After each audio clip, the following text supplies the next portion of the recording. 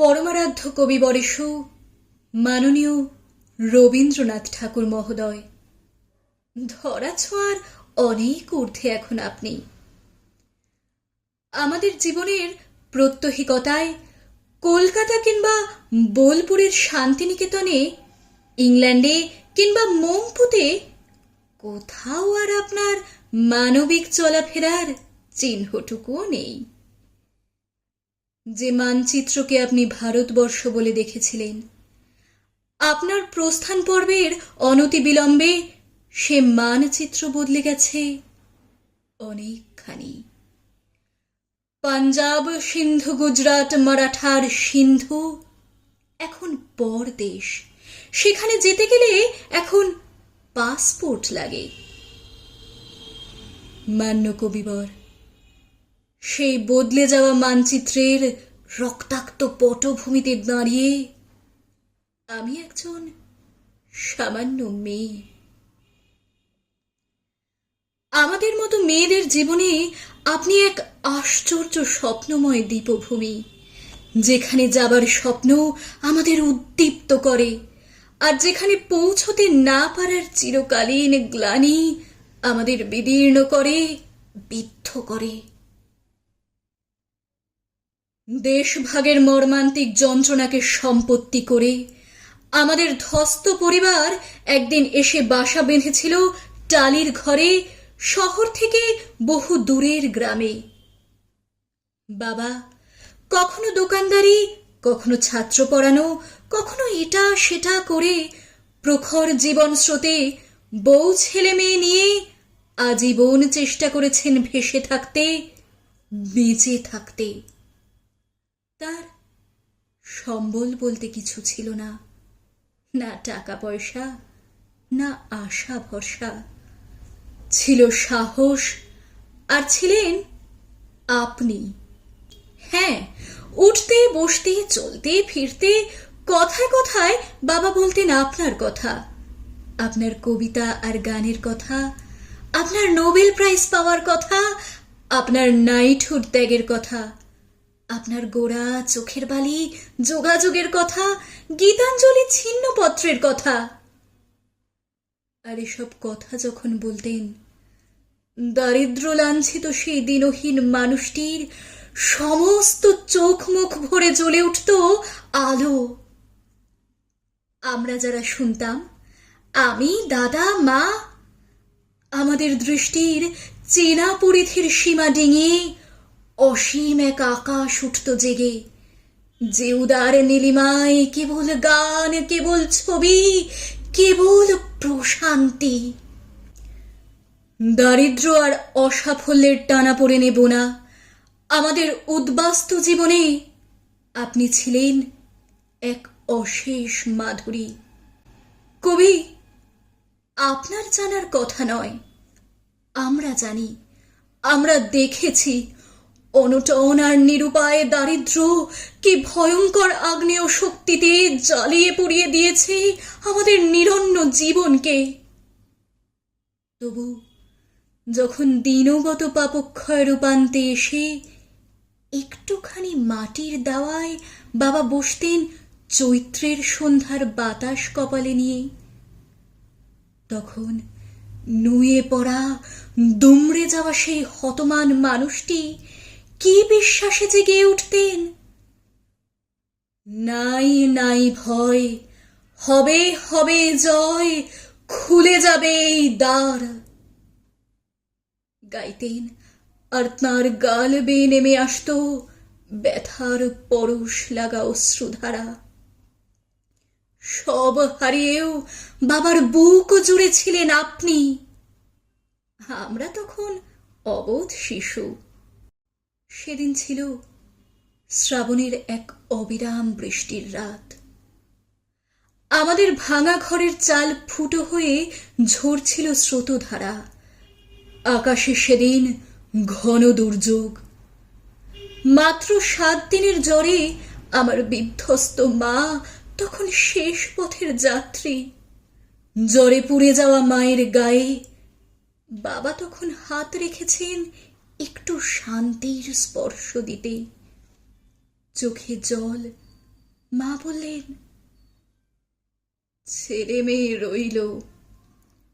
বলতে বলতে মার চোখ বন্ধ হয়ে এলো। বাজ পড়ল কাছেই কোথাও। তীব্র আলোর ঝলক তুলে ঘরের প্রদীপ গেল নিভে। তারপর অন্ধকার। প্রবল বর্ষণে ভেসে যাচ্ছে সবুজ গ্রাম।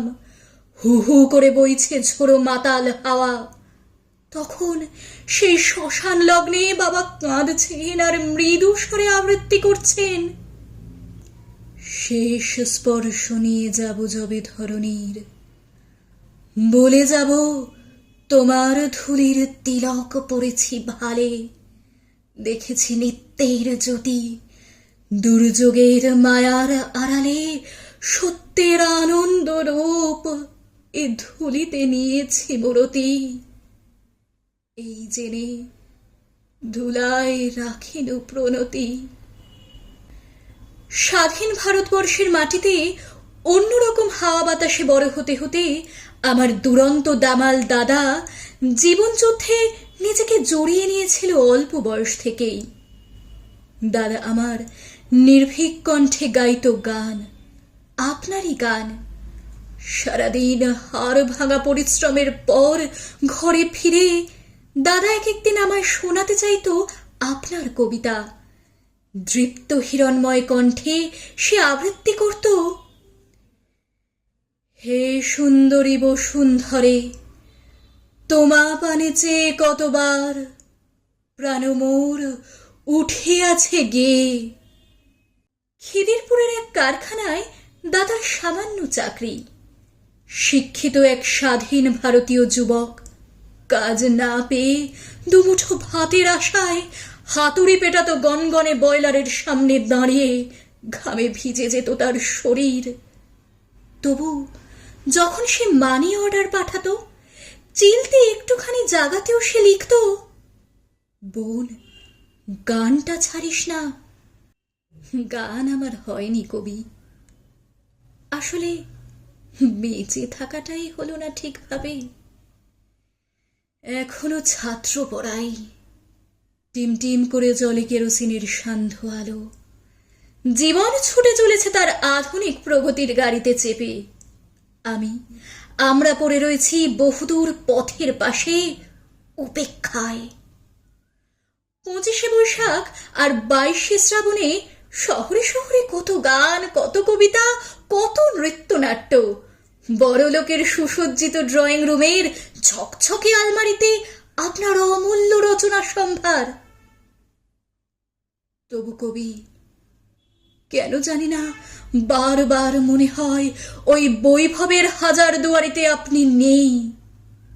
আপনি আছেন এইখানে, এই মর্ত মাটির একেবারে কাছে, সবুজে শ্যামলে ধুলোতে মাটিতে, এই শীর্ণ স্রোতা নদীর ঢেবে, এই ভাঙা ঘরের দরিদ্র সকালে, এই ঝোপঝাড়ের জোনাকি ভরা অনাড়ম্বর সন্ধ্যায়। 10 বছর কারখানা বন্ধ থাকার নিদারুণ যন্ত্রণায় দুমড়ে মুচড়ে ভেঙে গিয়েছিল আমার দাদার সব স্বপ্ন। ধীরে অথচ অনিবার্যভাবে দাদা এগিয়ে গিয়েছিল আত্মহননের পথে। কলকাতা থেকে যখন দাদার মৃত্যু সংবাদ এলো, ছুটে গিয়েছিলাম সেখানে। গঙ্গার তীরবর্তী শ্মশানে দাঁড়িয়ে হু হু করে কান্নায় ভেসে গিয়েছিল আমার বুক। একা, একেবারে একা মনে হয়েছিল নিজেকে সারা পৃথিবীতে। আর ঠিক আশ্চর্য গোধূলি লগ্নে প্রকৃতির সবটুকু মায়াকে সাক্ষী রেখে ওপারে দূরে বেজে উঠেছিল তোমার গান। ঘাসে ঘাসে পা ফেলেছি, অমনি আমার সমস্ত অন্ধকার, সমস্ত বেদনা, গ্লানি যেন কোথায় দূরে হারিয়ে যেতে লাগলো। জীবনের কি এক আশ্চর্য বিশ্বাস তখন সে স্পর্শ করলো আমায়। হু হু করা সে সন্ধ্যায় মনে আছে কবি, বুকের গভীরতম অনুভব থেকে গেয়ে উঠেছিলাম, আমার সুরগুলি পায় চরণ। আমি পাইনি তোমারে, দাঁড়িয়ে আছো তুমি আমার গানের ওপারে। কবি, আজও তুমি আছো, প্রতিদিন আছো এই হতভাগ্য দেশের অগণিত মানুষের চিন্তায় চেতনায়, আছো প্রতিদিনের দুঃখ সুখের ধস্ত দিনলিপিতে। 25শে বৈশাখ বা 22শে শ্রাবণের শহুরে আড়ম্বরে নয়, তুমি বেঁচে আছো, বেঁচে থাকবে চিরদিন, চিরকাল।